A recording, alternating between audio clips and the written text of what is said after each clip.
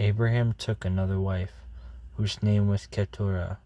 She bore him Zimran, Jokshan, Medan, Midian, Ishbak, and Shua. Jokshan fathered Sheba and Dedan. The sons of Dedan were Asherim, Letushim, and Lemumim. The sons of Midian were Ephah, Epher, Hanok, Abida, and Eldiah. All these were the children of Keturah. Abraham gave all he had to Isaac, but to the sons of his concubines Abraham gave gifts, and while he was still living he sent them away from his son Isaac eastward to the east country. These are the days of the years of Abraham's life, 175 years. Abraham breathed his last and died in a good old age, an old man and full of years, and was gathered to his people. Isaac and Ishmael, his sons, buried him in the cave of Machpelah, in the field of Ephron, the son of Zohar the Hittite, east of Mamre, the field that Abraham purchased from the Hittites. There Abraham was buried with Sarah his wife. After the death of Abraham, God blessed Isaac his son, and Isaac settled at Beer-lahai-roi. These are the generations of Ishmael, Abraham's son, whom Hagar the Egyptian servant, Sarah's servant, bore to Abraham.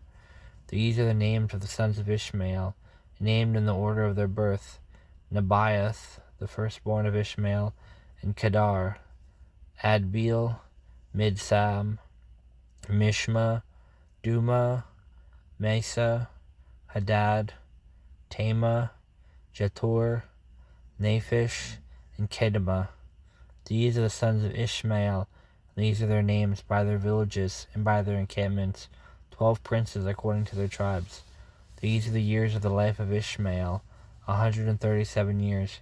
He breathed his last and died, and was gathered to his people.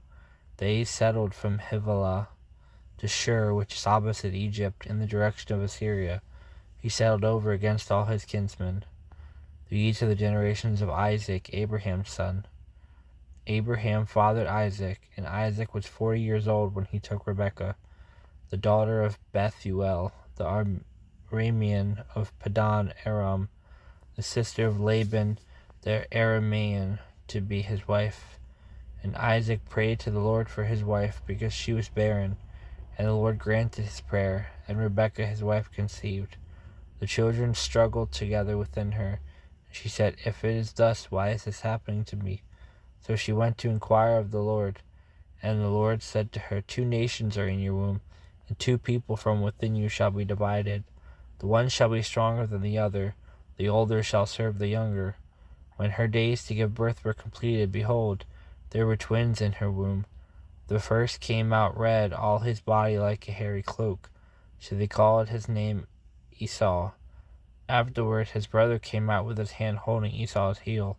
So his name was Jacob. Isaac was 60 years old when she bore them.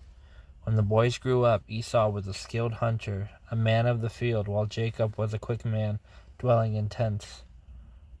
Isaac loved Esau because he ate of his game, but Rebekah loved Jacob. Once, when Jacob was cooking stew, Esau came in from the field. He was exhausted. And Esau said to Jacob, "Let me eat some of that red stew, for I am exhausted." Therefore his name was called Edom. Jacob said, "Sell me your birthright now." Esau said, "I am about to die. Of what use is a birthright to me?" Jacob said, "Swear it to me now."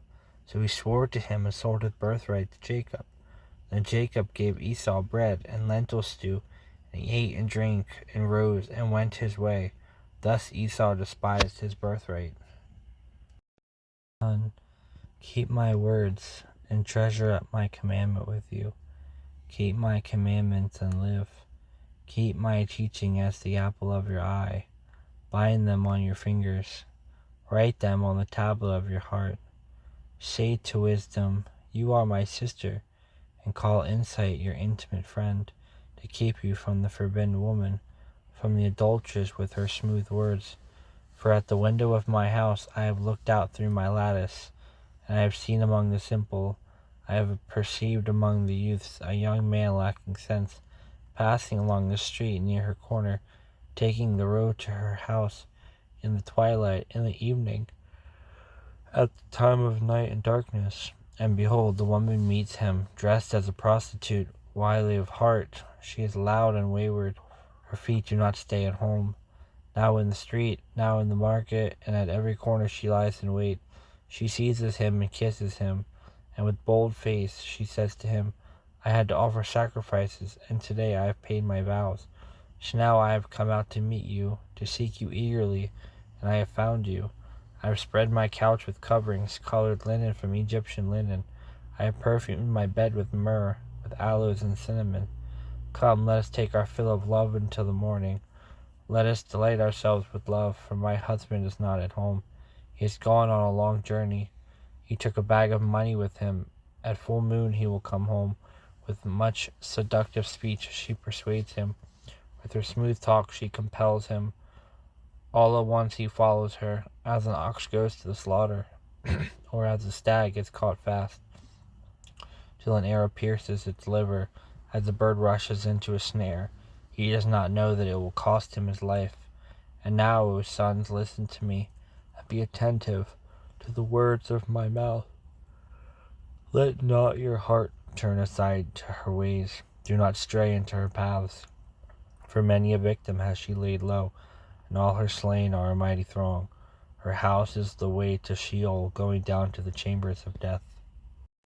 Understanding will never bring you peace. That's why I have instructed you to trust in me, not in your understanding. Human beings have a voracious appetite for trying to figure things out in order to gain a sense of mastery over their lives.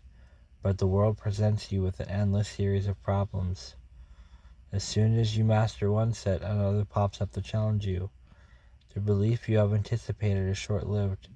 Soon your mind is gearing up again, searching for understanding instead of seeking me.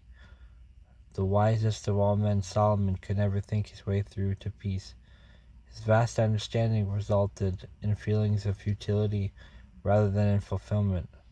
Finally, he lost his way and succumbed to the will of his wives by worshipping idols. My peace is not an elusive goal hidden at the center of some complicated maze. Actually, you are always enveloped in peace, which is inherent in my presence. As you look to me, you gain awareness of this precious place.